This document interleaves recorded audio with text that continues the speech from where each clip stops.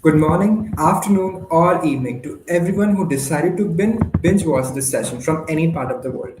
Now it would be our duty to make your time worth it. To begin, let me welcome our special guest who will be guiding us on the topic cracking the 2025 job market, certifications, projects, and more. Starting with, we have Raul Junco, a software engineer developing backend systems for almost 20 years with a community of more than 60,000 on LinkedIn, wherein he simplifies software engineering from systems to database designs. Welcome, Raul. Then we have Shailaja Gupta with 8 years of experience in building products and analytics solutions from concepts to launch. She is a senior engineer. She is a senior manager in data and AI at EY Malaysia. Welcome, Shailaja. We'll also be having John in the panel, but he's taking a bit longer. So whenever he joins, we'll introduce him. Welcome to both of you as of now. AI is going to take over my job. Mhm, We mhm. hear this sentiment almost every other week on every other podcast possible. The job market has seen so many shifts in the recent years, from LinkedIn coming in as a savior to getting jobs to the AI takeover. It's changing rapidly.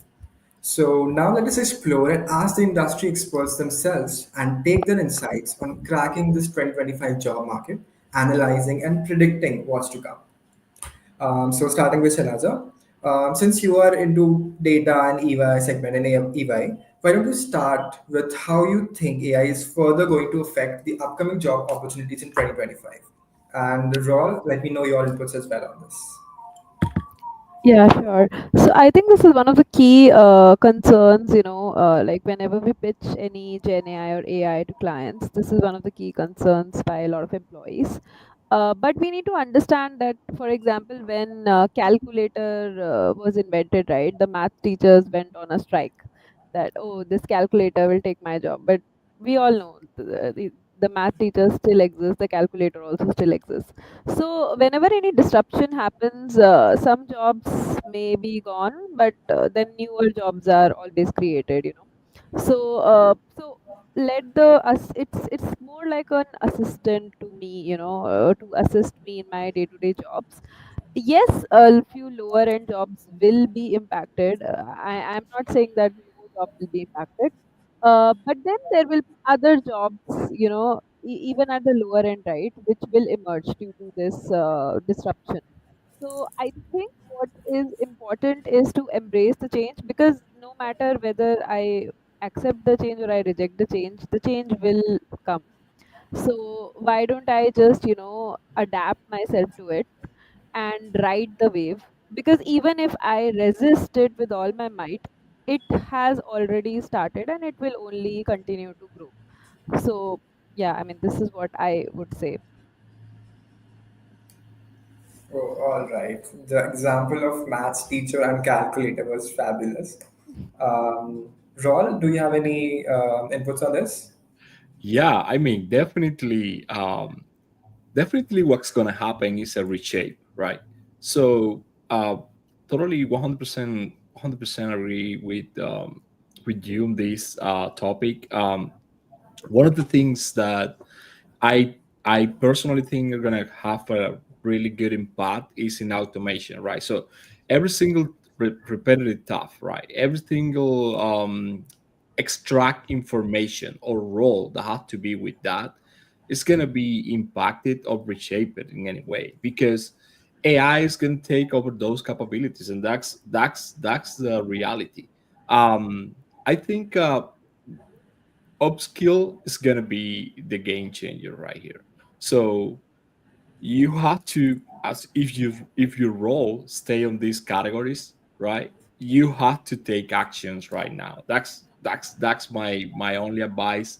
Um, I think there are gonna be new roles created, uh, more like AI specialists or people that are able to use AI as a tool, right? Like effectively using AI as a tool for automate process or for extracting information or for just take over data.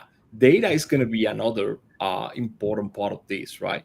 AI is going to allow us to basically process a large amount of data in short time. Things that before take us hours, now it's going to take us, minutes or less. um, I think those are the fields that we should be focused on versus, trying to stay with whatever we're doing right now. Maybe we can take a look on those fields, looking for opportunities on those fields, and create skills. So when the impact coming, we are ready for it, or even before we can apply for a job or a role change that is gonna help us. Because what happened is that you think about it, right? Most of the companies, um, um, maybe there are opportunities right there to move, to do a lateral move, right? Versus just looking for a new job. Maybe there are opportunities right there within your company to move over. So my recommendation again: upskill, be ready, and try to find that role that maybe is gonna be able to give you another opportunity, right? Completely agreed, Rol. I also believe that upskilling is the key, and also instead of developing a fear from AI, rather than doing that, we can master those AI tools to basically take an edge in the field. Yep. Yep. Moving on to the next question, Rol, since you are known to be proficient in so many programming languages, which language do you think is going to pick up popularity in 2025? Wow. Which one should the students focus on, basically? Right. So this is always a tricky question, right? Because it comes with so many bias, right? So many people has been in love with many languages. I have a crush on C#, for example, but that doesn't mean that it's my favorite language. Is the language that it wasn't my first language, right? But it's the language that I really has been developed for a long time.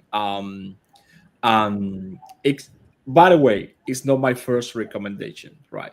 So if you think about the market right now, and the future of the languages, I personally think, you have to ask first which industry, right, or which sector you want to get into, right?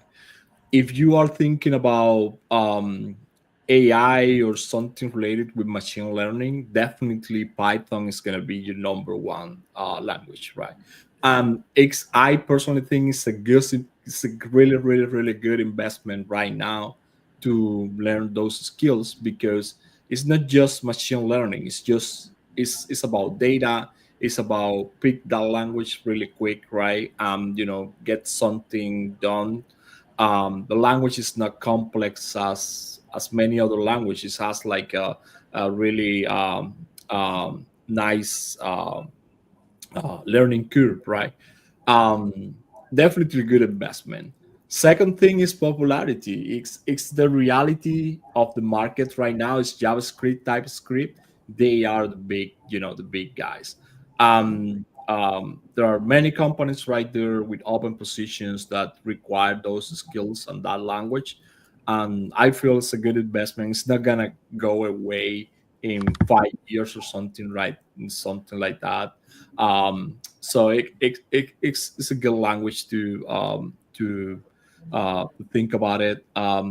If you move into enterprise world, right, and backend engineering, there is no way you can go away without Java, right? So Java is still there, has been there for many years, and it's gonna be there. There's gonna be maintenance work, a lot of maintenance work in Java, right? The same thing for C#. If you're thinking about enterprise and really, really backend applications, those are really, really, really good competitors and good skills to have, right? Um, there are another languages that are coming.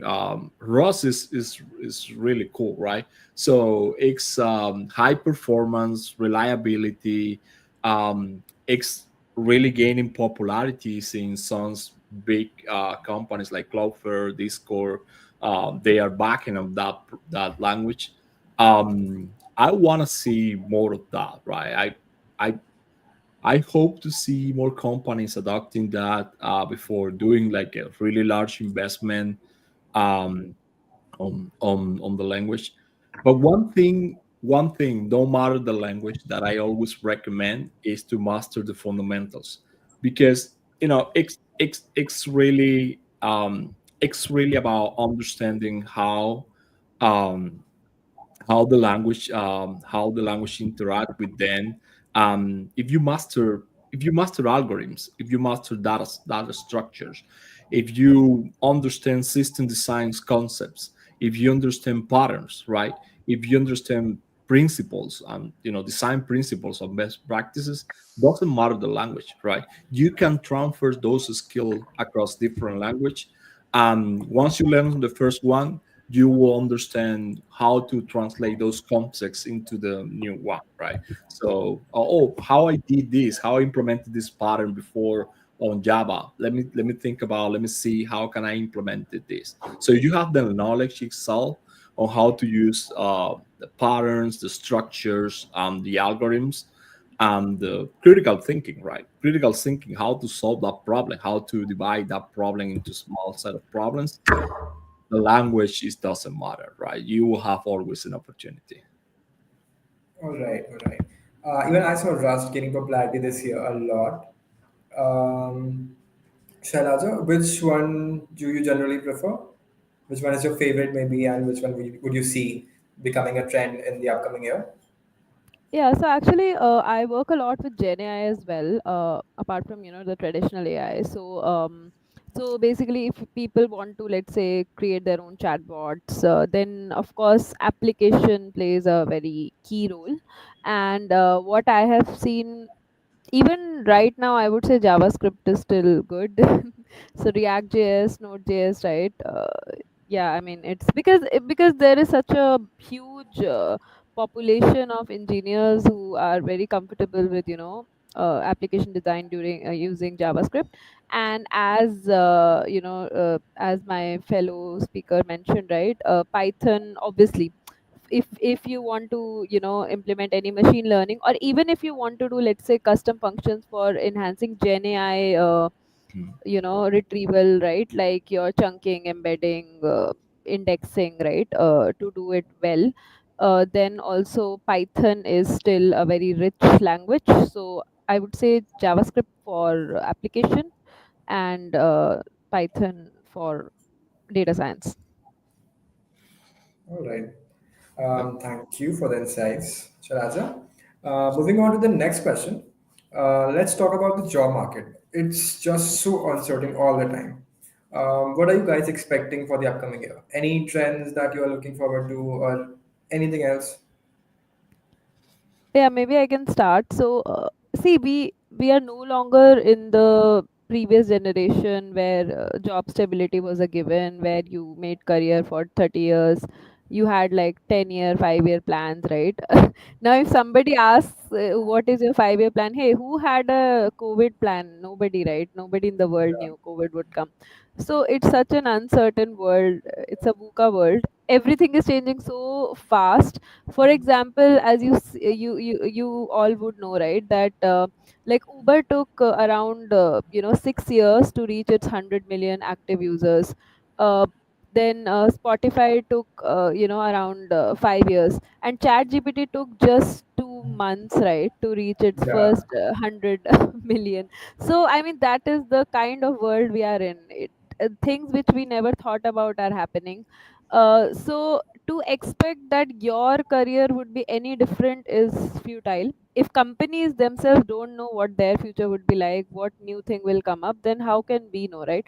So I strongly say that you should not plan too much, right, and don't stress yourself also too much.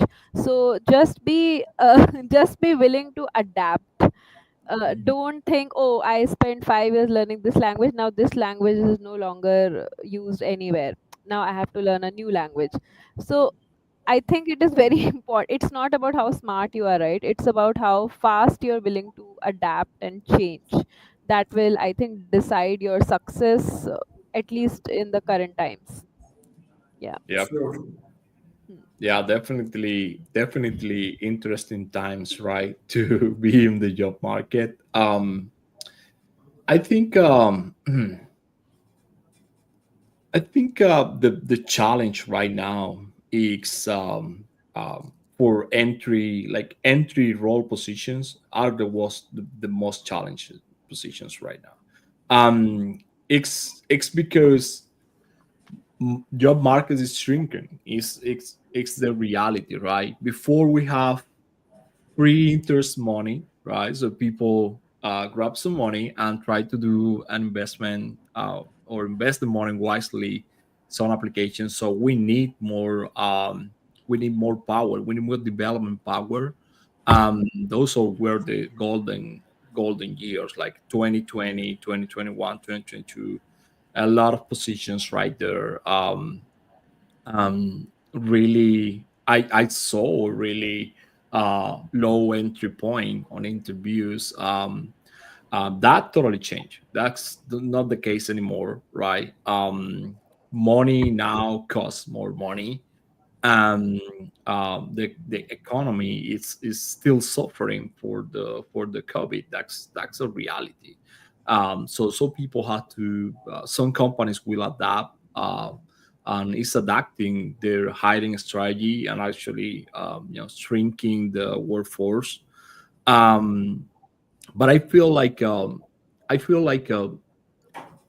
entry level positions are the ones that are going to suffer a little bit more in the coming years because uh, if you have like think about it, if you have tools, AI tools that is going to help you to do the raw work, right? um, it's going to help you to get more productive or something, get something done really quick, really fast. um, you want a senior driving that experience versus an entry level, right?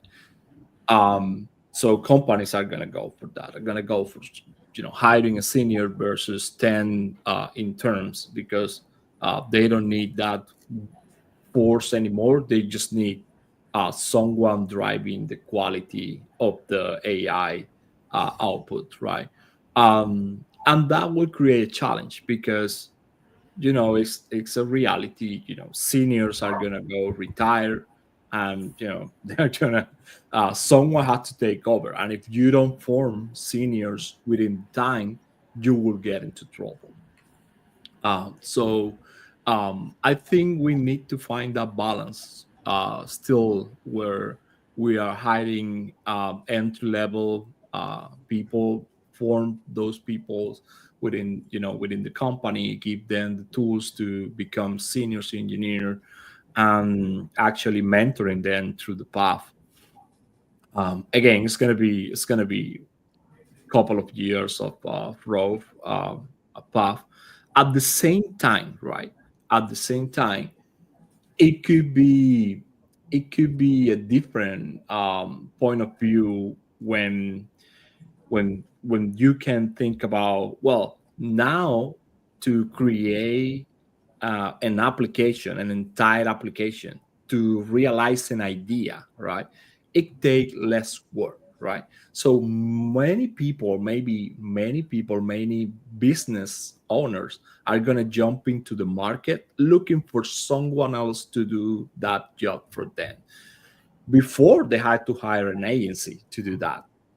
Now they maybe can hire a couple of developers and get that job done, right? For less money and in less time. So maybe this is gonna be an opportunity for the freelance market, and instead of looking for like job security within the company, now it's going to be more hostile culture, right? And you will get more things done, and you will have more opportunity to do business. So it could be the two path, right? Combination of those. But it's I feel like still we have like a couple of years that are gonna be like a very selective process to get into the job. You will have to you have to keep your have to keep pushing because it's gonna be rough, right? All right, all. Thank you for such an insightful answer to this question. Moving on to the next question. This year, we saw more than 130,000 job cuts across 457 companies. Companies like Tesla, Amazon, Google, and Microsoft all did significant layoffs in their firms. So, do you think we'll be seeing more such news in the upcoming year?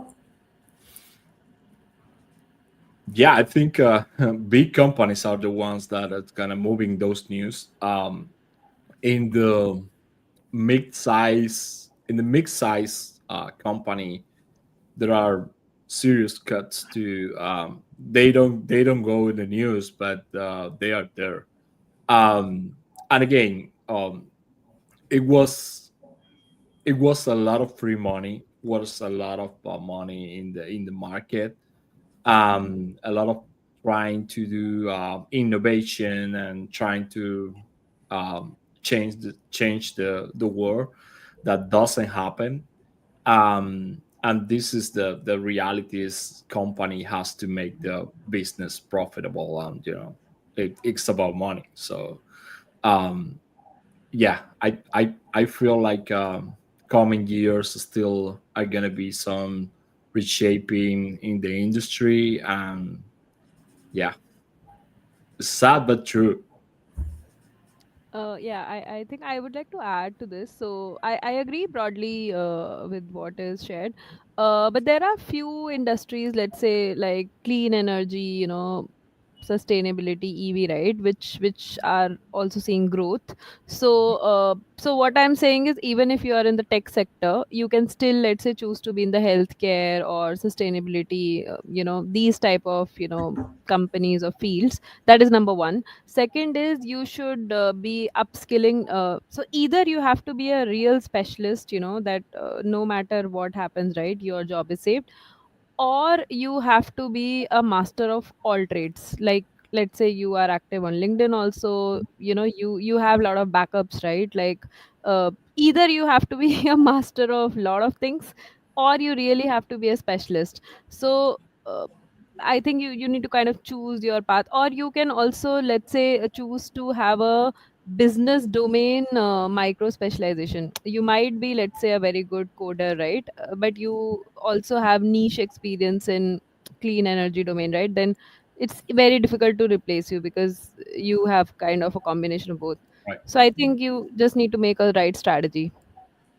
Yeah, that's a good point. That's an excellent point, right? So like be an expert in an Hmm. industry is something, it's a badge, right, that you Hmm. can you can wear and you can move around. So that's an excellent point.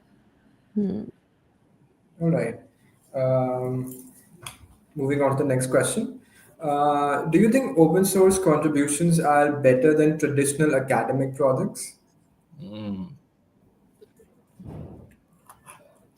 You Uh, want, yeah, yeah, go go go ahead. ahead. No, go Okay. ahead. Take this one. Okay. So I think I have mixed feelings, right? So it depends what open source project, and it also depends what other project, like academic project, to what extent you have made a dent, right? Is it published in, I don't know, IEEE, like a very prestigious, journal? Has it really created a difference, or it's just another paper on theory? So I think it really, first of all, depends on the quality of the work, irrespective of the two, options. That is number one. Second is, even if I assume both qualities are the same, right? Mm. uh, Again, see, in open source you might be one of the contributors, you're not the only contributor, correct? So but in a paper you might be the sole contributor. So what is the percentage of impact you have created, right? It doesn't mean that if I'm contributing to open source, I'm the only person. There might be 100,000 other people. Then third thing is, whatever you have done, how well does it relate to the job at hand?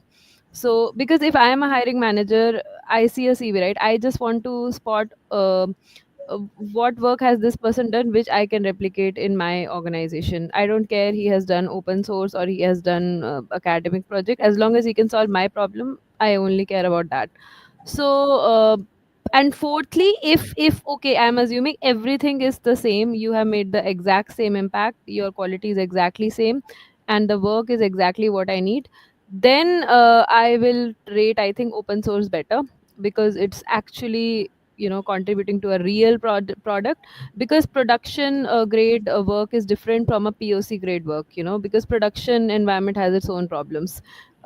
It's and this academic work is mostly POC with limited data, good quality data, right? So I would still rate the production grade as a better work. Yeah, that's interesting because um so there is a big, like, there's always a big dilemma around open source versus papers and research, and most of the time it's about money, right? It's about funding.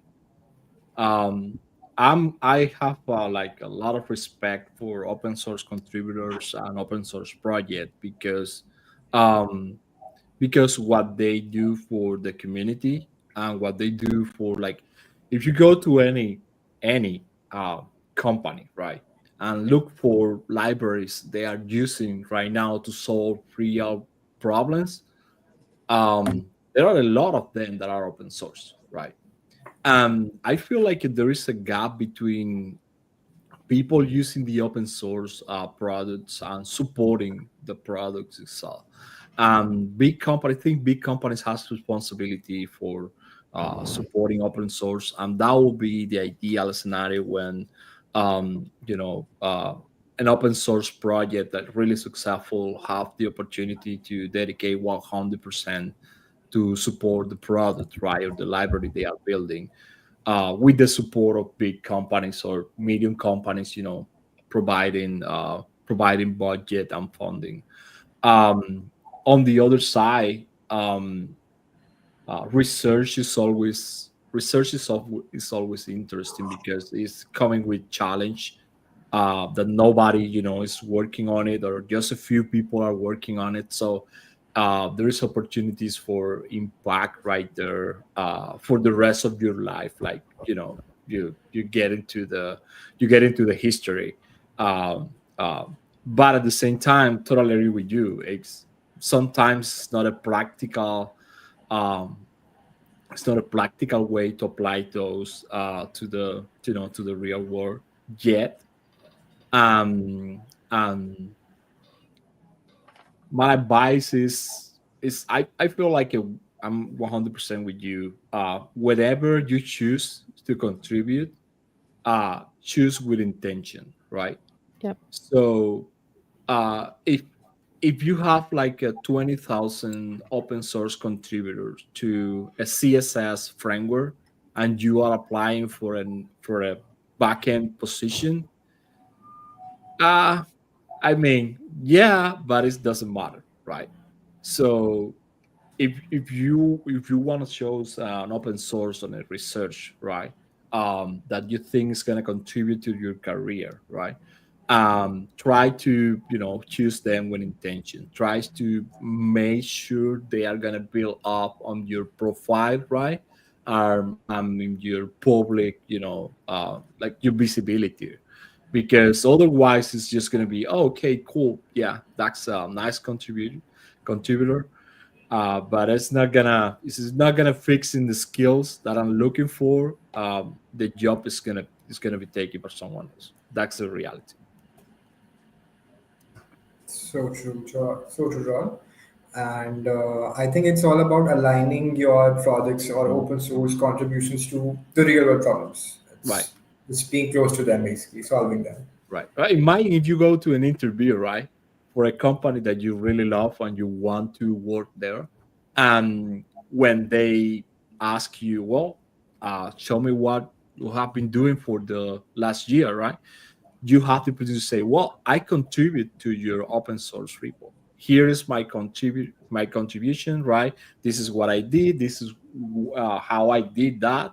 So imagine that in an interview. That will be like 100% ideal scenario, right? Yeah.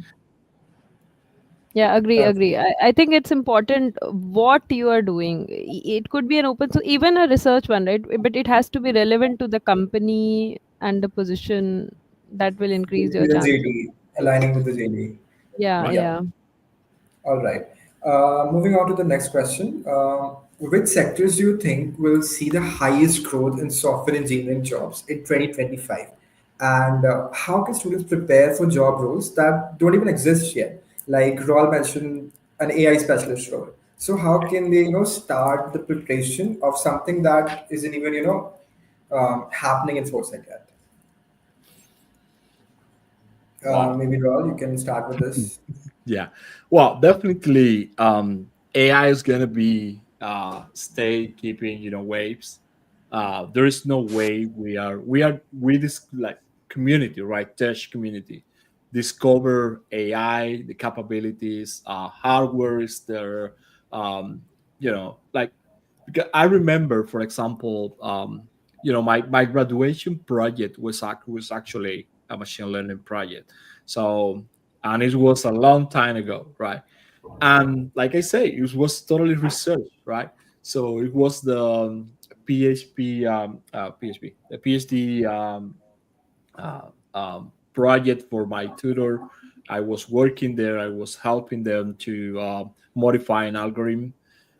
It was super cool. The only problem is that nobody's using that when I took off to looking for a job. It was a cool project. Showed me a lot of potential. Showed me a thing that I really like to work on it. But it wasn't the right time, right? It was just a research. And again, it was really cool. It was one of the coolest projects that I have been working on it. um, right now the conditions are different, right? So we have real real world capabilities right now. We have processing capabilities that we haven't back then. We have business, we have problems that we can solve, right? And we prove that we can apply AI effectively. So I think definitely AI is gonna be a machine learning. It's gonna be it's gonna keep coming. The other thing is data, right? So data. You think about it. We have been collecting data for many years right now. Many years collecting data because we know, right? Let's save this data. This data is going to be important in the future. I've been doing nothing with that data. Data is sitting right there. I feel like it's going to be a good time to start exploring that, um, and get some really valuable insight for business. And I feel like the business that are doing that right now, they are the winners. They are the ones that are, beating the competition and moving forward. Um, what are the skills? I mean, cloud computing is not gonna go anyway. It's a really good skill to have, right? To being able to spin services really quick and understand how the cloud interact. Cybersecurity, that's another super important part because we have seen this every single day. Every single day is a breach, right? And it's because, in part, because all the data we have been storing, right? And now we have to take that seriously. So cybersecurity, I think, is it's gonna be something big um, in the future. The I think the fresh kid, right? The new kid to the class is gonna be uh, gaming and extended reality, right? So you think about capabilities in hardware, they are changing right now. We have been seeing like cool technology coming up, not ready yet maybe for the public, but I think in couple of years we will see something really cool coming, right? Gaming is going to be there for taking over. You know extended reality, augmented reality for jobs, for people helping others, totally remote. That's going to be a huge thing. Um, that's something that we should keep an eye on it. um, I think that's it. Let's see. What do you have? Yeah, so I think I completely agree with whatever he said. Maybe I'll just add a couple more roles. Um, Sorry, is it only restricted to soft engineering, or is it also kind of open The to question was, but then we can move it ahead as well. So no worries with that. Okay, okay, understood. So, okay, maybe starting with just continuing with the engineering part first. I think I like the idea of the cyber security, right? Because especially with Gen AI, newer and newer risks, are kind of emerging, which we may on which we may not even know of. Like hallucination, explainability, and things like that, right? So, toxicity, biasness, these risks were not really there, you know, because now, so I think security is very important. Then I think increasingly right now data scientists are still ML slash Gen AI, right? It's always like that. But now I think Gen AI engineers themselves are also kind of emerging as a separate stream, because Gen AI requires a lot of other techniques, like chunking, embedding, indexing, which you don't really require in a typical, ML engineer, right? They are kind of a little bit different. So I think Gen AI engineers will also be in demand. And then people who can integrate all of this, right? Like agentic workflows, people who can integrate all of this Gen AI application, governance, security, people who have worked end to end, in projects, maybe like a solution architect for generative AI or AI, right?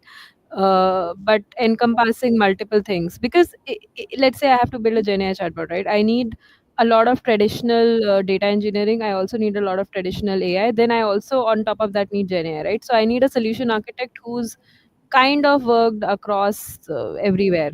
Various So domain. I think those kind of roles might also be required. Then if you see a lot of big tech openings, right? There are also a lot of salesy kind of architecture roles. So there are two architects, right? One are the typical backend architects who manage everything end to end, and then one are those who will educate people, because nobody knows what the hell is happening, right? All the tech stack is changing. So so you need roles who can also speak, educate, solve people's problems, enable them to adopt. I think those roles will also increase. Platform configs, these platform engineering role also I see as being important, because all these are using massive amount of data, right? So especially with LLMs, right? So cloud optimization, because sometimes this LLM cost is a very, it's huge, especially if you have multimodal LLMs, correct? So then how do you optimize all this cost, right? So some kind of a cloud engineering role is also what I foresee. And then of course business side roles as well, right? It won't be just engineering roles, because LLM is already doing all the processing for you, correct? You are not building an ML model which has to do all that, right? It's already being done by the LLM. In fact, Google says 25% of its code is written by AI, right? So what does it mean? If the coding is already done, maybe reduced, by the LLM, then you need somebody to bridge the gap as well, correct? What is this model doing versus what does the customer need? So I think roles where you have a mix of both, right? Mix of some business sense, some coding sense. This will be even more important. If AI is doing the coding work, right? Then you need humans to do the human element. Yeah. So I think those roles will also increase. Yeah. All right, all right. Moving on to the next question. Everyone is suddenly taking their LinkedIn seriously. So, how do you think networking on LinkedIn can affect someone in getting their jobs? Any personal experience that you guys would love to share with the audience? Hmm. Yeah. Interesting. Yeah. So, um, so I started writing on Twitter, right? So that was my first interaction. I loved that platform for a long time. It's not the same anymore, right? So I I started like experiment on LinkedIn. I thought it was less tech community there, and then I started discovering the tech community. It's really great. The interactions are way better. Um, People pretty nice, high top quality.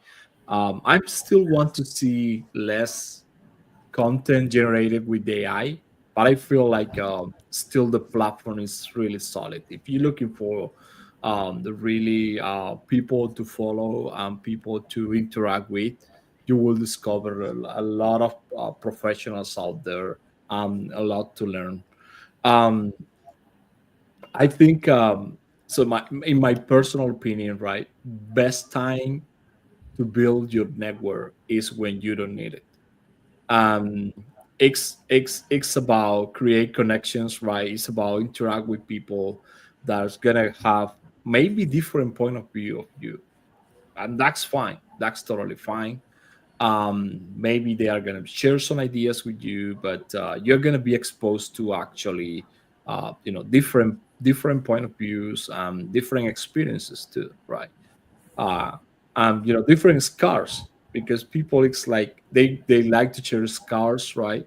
I feel like most of the experience right there is gonna give us scars, right? Some are good, some are bad, but it is what it is. I think uh link linking is getting better, right? Connections are getting better, people are more engaged. um um uh, like professional relationships are can change your work in a second, right? In a second, you can have connections that will help you to find something, or amplify your idea, or amplify your personal project, right?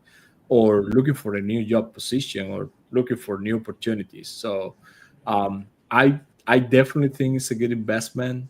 And even if you are not looking for a new position or something like that, um, I use the platform to keep me accountable about learning, right? About sharing what I've learned every single day, sharing my experiences, developing software, interacting with other members of the team. Um, I feel like writing is a great way to share, and great way to learn. So LinkedIn helped me to do that. So that's my take on the platform. Yeah, I think that's great. I'll just add my 2 cents. So, see, LinkedIn is just another channel for you. You need to have substance yourself. Yeah, it's just a channel. So, don't Mhm. ignore your professional, I don't know, skills or whatever. That is number one, but the icing on the cake definitely can be your brandings, LinkedIn, everything. Now, Yeah. how are you going to use it? So LinkedIn is going to basically increase your reach, right? So let's say you already have skills, now you were not getting calls, you will start getting calls because you are out there, you are posting. You What you can do is you use this network to your advantage. So reach out to, let's say, startups or companies who are willing to give you a chance, right, with your let's say uh, customized portfolio. Like Ross mentioned, right, that if you have contributed to a open source or a research paper in the area which they want to solve, or something to do with their company, you highlight that, right, to the relevant people. And it will open doors. It has opened doors for me. So for example, personal experience, right?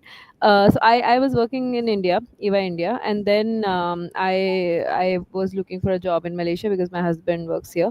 So then I messaged a lot of people just like that, right? Cold DM people. This is my profile and all, blah blah blah. And I actually received a lot of interview calls just by cold DMs. At least I got interview calls, right? And then it's up to you whether you convert that or not.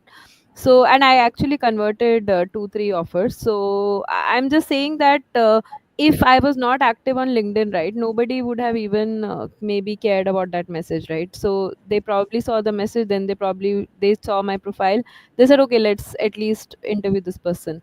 So uh, so it's a channel. use it to your advantage. It doesn't mean if you're not active on LinkedIn you cannot see. That is not the truth. But if you are also active on LinkedIn, it will open more doors, and your chances will increase more. So that's the thing. Yeah. Agree. That's true. Connections, I guess, are the new resource. Yeah, that's So right. using That's them right. wisely, I guess. Yeah. All right. So last but not the least question. Any personal heads up that you would want to share with the audience? Any personal last minute suggestion? Uh, Not really. I mean, you can find me writing right here on LinkedIn, Twitter. My new project is the newsletter. So I'm working on my newsletter too. That's allowed me to explain a little bit more, right? To expand the context um, of the content that I created in another platform. So I can enjoy that time, writing like more deeply.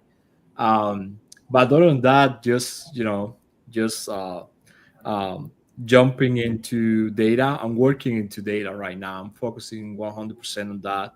I feel like it's gonna be a really good investment in terms of skills, how to move data from one side to another, understanding how to transform that data to get insights from. That's my new passion right now. Working on it.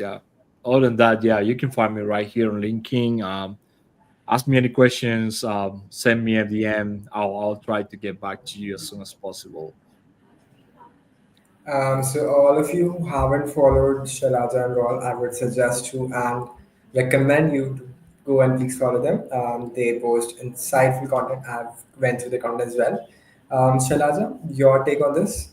Yeah, I would just like to say, don't worry too much, about the job market, about whatever is going on, right? Because it's not just you. Like sometimes we feel, right, why this is happening to me, but this is happening to everyone. Trust me, even the CEOs, right? Nobody knew COVID will happen. Nobody knew ChatGPT will come. Nobody knows what will come next. So what I'm saying is, this is new for everyone in the entire world. So please be easy on yourself. Don't think so much. Just focus on, let's say, your skills and yourself. That's it. And if you just focus your energy on growing and learning, right, nobody can stop you. If you are like spending your energy worrying what will happen next, will my job be impacted or not, you're just going to waste time. So I think your competitive advantage is, do not care what the hell is happening. Like I have even stopped watching news. So so don't worry whatever is going on, let it happen on the outside. You only focus on yourself, eh, and your skills, and then nobody can touch you, because then you will be the best version of yourself. So you will do better than you could have done, right? So say that. That's it. Thank you for the motivation, Shailaja. Moving on, we'll just take a few questions from the audience. Yeah. Let's help them out a bit. So this question is from Hardik Chaudhary. He says that he's stuck between lead code, DSA, and ML development. Any advice what to do to crack a job in the current job market? Hmm. Um, so here's the thing. Job market right now is hard. I have seen very senior people struggling for months to find a good position. Again, read again. Find a good position, right? Not the first one, but a good position that fit what they really want to the market, right? Um, One thing is you have to apply to many positions. That's a reality. I have been, conversations with friends of mine that were applying for 2 months. Right, first month was totally devastated because even if you send the application, right, it took 3 weeks to come back. Those 3 or 4 weeks They are hard because you think about it. Okay, what's going on, right? What Yeah. I just applied for this. I think I have all the skills, and nobody's calling me out. After 3 4 weeks, they're starting getting the calls, right? They're starting getting the interviews. It's just because the market is just totally overflow, right? If you think about it, there is a lot of things happening within companies too, right? So recruiters were cutting off, hiring managers. Now there are less hiring managers, so that means there is more pressure on the team for the hiring process. So it take more time. So my advice is be patient. And more important, I understand Lico. People, some companies love DSA. I personally think they have value. It's not my favorite way to interview people. That, again, my personal preference. I prefer to interview through a project than a DSA or an algorithm, right? So I favor it into like, this is your uh, take home exercise. Come to the interview ready to review this together, because that's how things happen in the real world, right? In the real world, you don't sort the list. You just go get a problem, try to solve it, right, and try to your pull request be approved. That's it. Just bro. So again, second thing is, don't apply to 20,000 things. Just go for the companies that you really want to work on it, and companies that you have an opportunity, right? um, Try to tailor your profile or your resume to that specific company.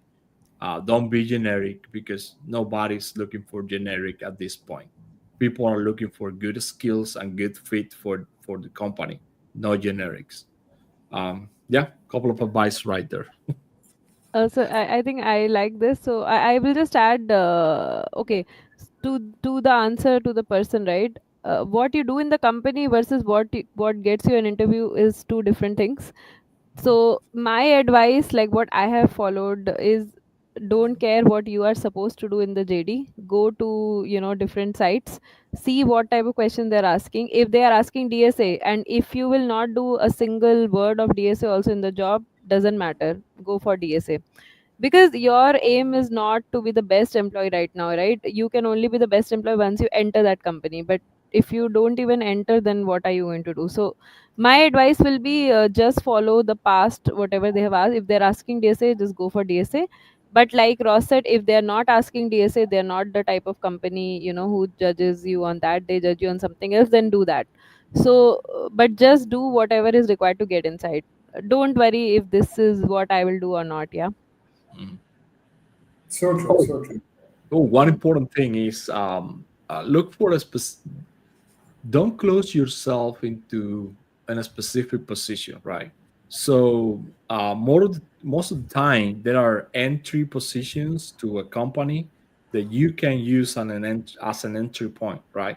I have seen many opportunities, especially for juniors, right? Especially for people that doesn't have experience in the role, get into a company using a different role and then moving lateral within the company. That's another possibility you can explore. Second thing is connections. To be honest, best position never hit the market. That's the reality. Best position is taken over by referrals, right? So you have a referrals, you go for this position to this one in a second. Like in the pile of resumes, you go for this to this in a second with the referral. So Agree. um, try to find that connection, because it can help a lot. Yeah. Agree. And if you do, if you, okay, if you already have that network, excellent. If you don't have, obviously try to build one, like Ross said. But if that is also not possible, right? Let's say you need a job right now and you do not have a network, you don't even have the time, then you figure out a problem which the company, which might be of interest to the interviewer or the company, right? And then you DM, this is what I have done, with your proofs. So don't just cold DM people on LinkedIn, please refer me, this is my job ID. Oh yeah. Why will they refer you? They don't even know you, right? Even if they refer you, right? Like I have referred multiple people. If I have not strongly followed up, it doesn't matter. Now I refer, like, let's say 100 people. Everybody is not going to get the job, right? So only if I push the hiring manager, see this person, I know he has done this, this is the video, whatever, then it will make some difference. So either you know a person who will vouch for you, that's excellent, right? Nothing can beat that. But if you do not, then you go by this route. That's so true. And thank you for such an industrial insight. So I guess that would be it for today. Thank you all for joining us. And now to curb all your certification problems, upskilling troubles, and doubts, we have a perfect solution for you, which is known as GfG Premium, wherein you can find 35 plus top rated courses, AI powered coding exercises, personalized notes, text summarizations, and more. So I'll be putting the link in the description. You can check it out and try it out for yourself. Apart from that, thank you, Shailaja. Thank you, Raul, for joining and guiding our audience on what's to come in the upcoming year. It was such an insightful session, and thank you so much for joining. And thank you to all the audience who joined in, who binge watched the session. Thank you. Have a great day. Bye bye. Okay. Thank you for Thanks. having us. Thank you. Thank you. Bye bye.